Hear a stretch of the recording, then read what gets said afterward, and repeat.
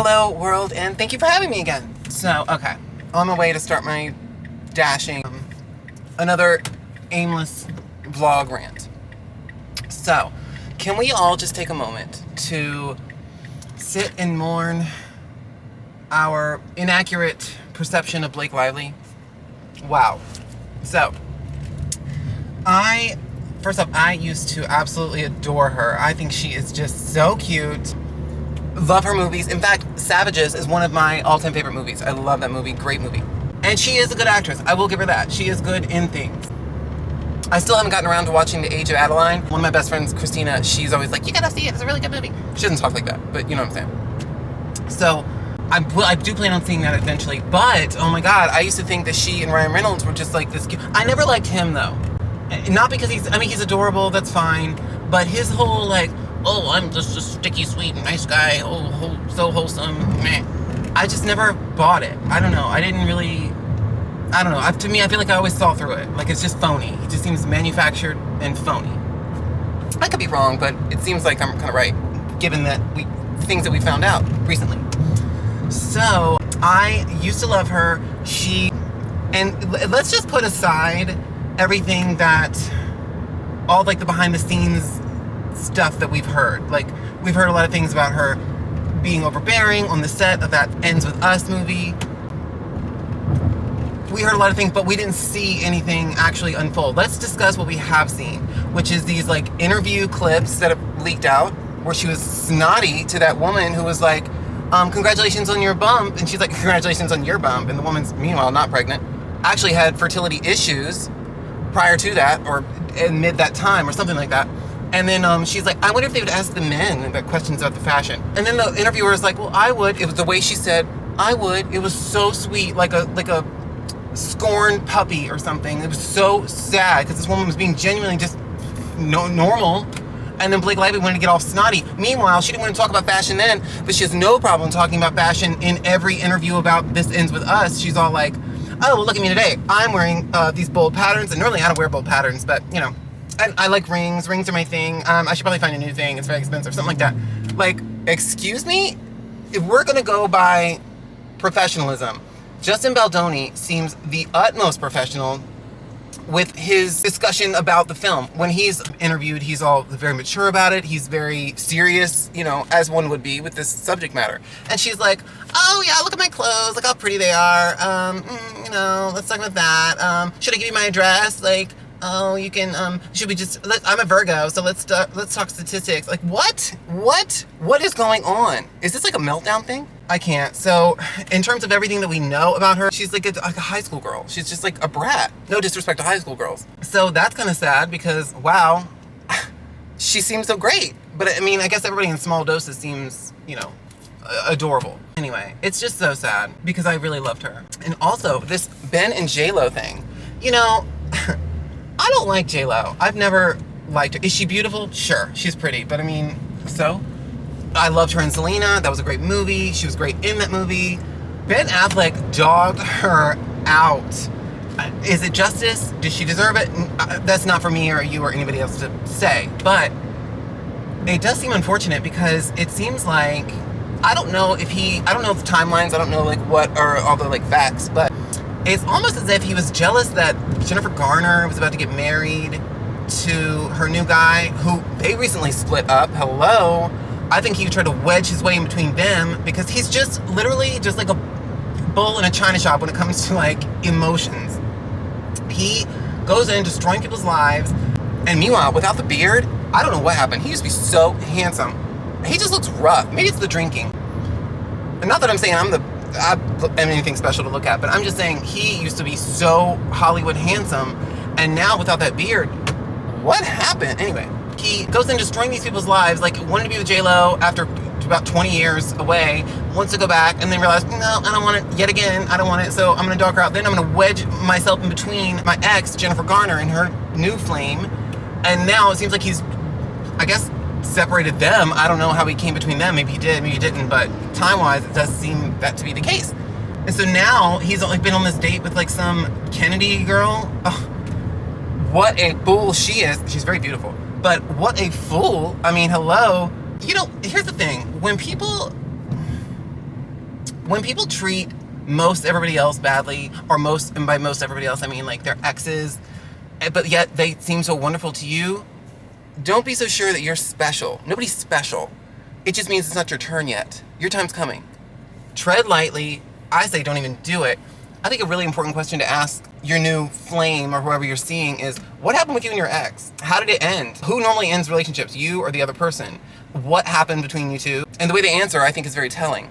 Also, whatever they say, if they get whatever answer they give, ask them, if I was to ask your ex, if I was to interview them and ask them, what would they say the same thing? Would they have the same outlook? Probably not, but if you're always going to get a different account of like what happened, but if they pretty much align, then well, he wasn't lying, or the person wasn't lying, and it ended amicably or peacefully or whatever. If I was her, I would not even venture down that road. I'd say you are problematic. First off, you're a drunk, which is fine. I am too. I'm a former alcoholic. I guess you're always an alcoholic, but whatever. And there's nothing wrong with having your vices or weaknesses or struggles, things that you're working on to better yourself. That's fine, but dating needs to be on the back burner. I mean, you need to focus on what's really important instead of bulldozing somebody else's life with your problems and your antics.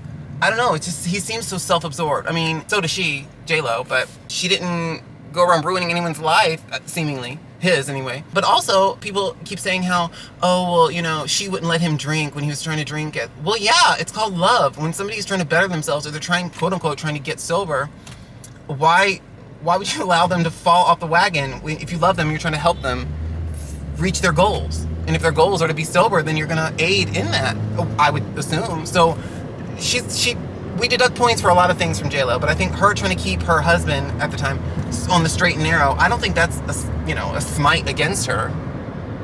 But what do I know? Well, that's just my 2 cents. It's slowly these celebrities, but I feel like their true colors are everything in the dark comes to light.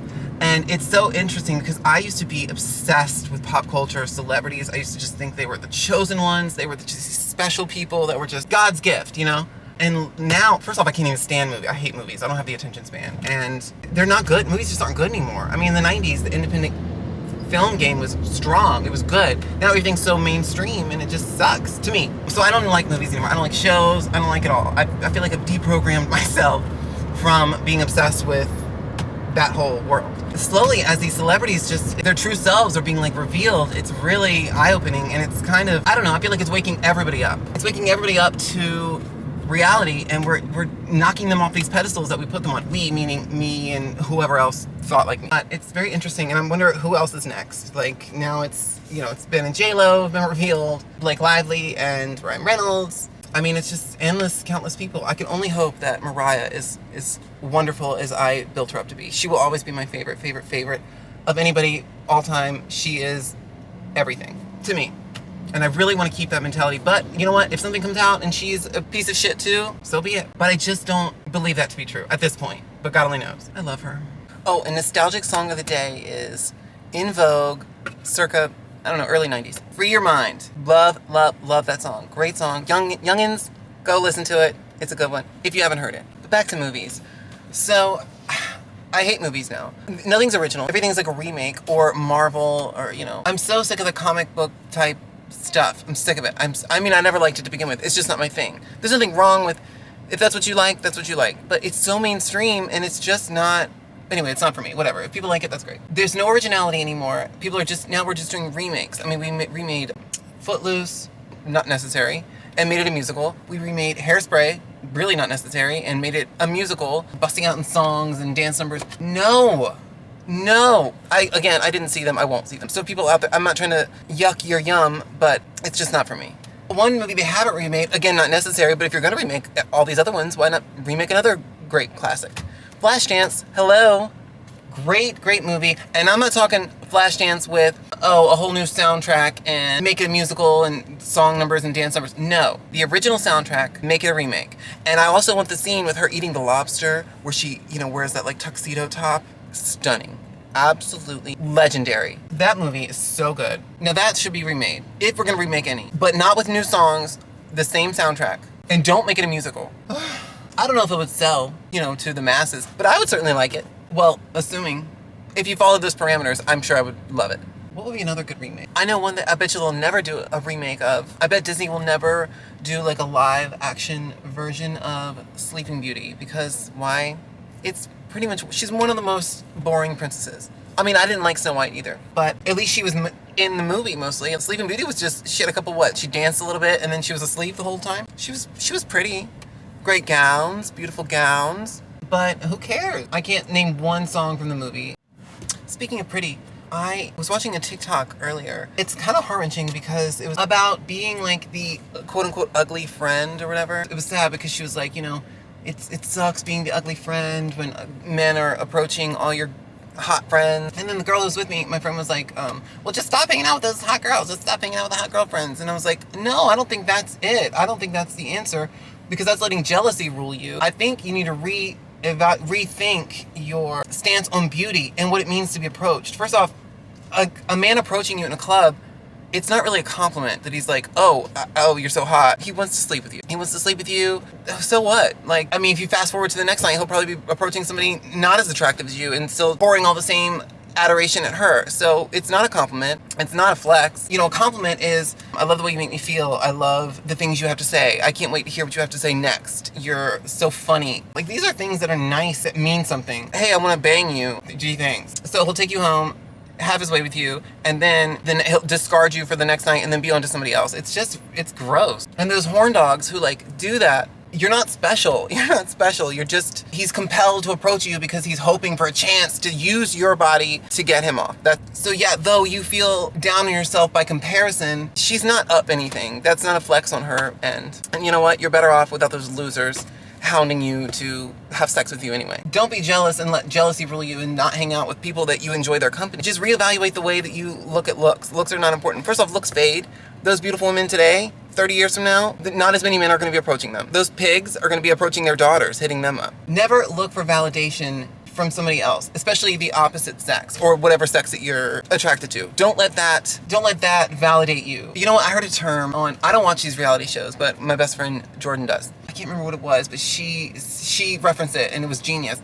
The woman said, I'm not just gonna let him use my body to masturbate. And I thought that was such a great way to sum up this whole hookup culture thing. No thanks. No thanks. I think when you're young, superficiality is very important to you. And then the older you get, the more you realize that was nothing. It's nothing. What are we doing? What are we doing? What provides meaning and depth? That's what you want to get out of life. Getting validation from anybody other than yourself is just shallow and empty and meaningless. I guess ultimately validation comes from within. It should. But then again, I guess that's all pride too. And I think we're just too hung up on pride. There's always gonna be somebody faster than you, stronger than you, prettier than you, more capable. But one thing that nobody can ever be is you. I think one things that we should be proud that we are we're proud that we're a generous person, or a compassionate person, or a considerate person, a selfless person. These are things that we should strive for, and these are things that we should be proud of. That's my ranting TED Talk.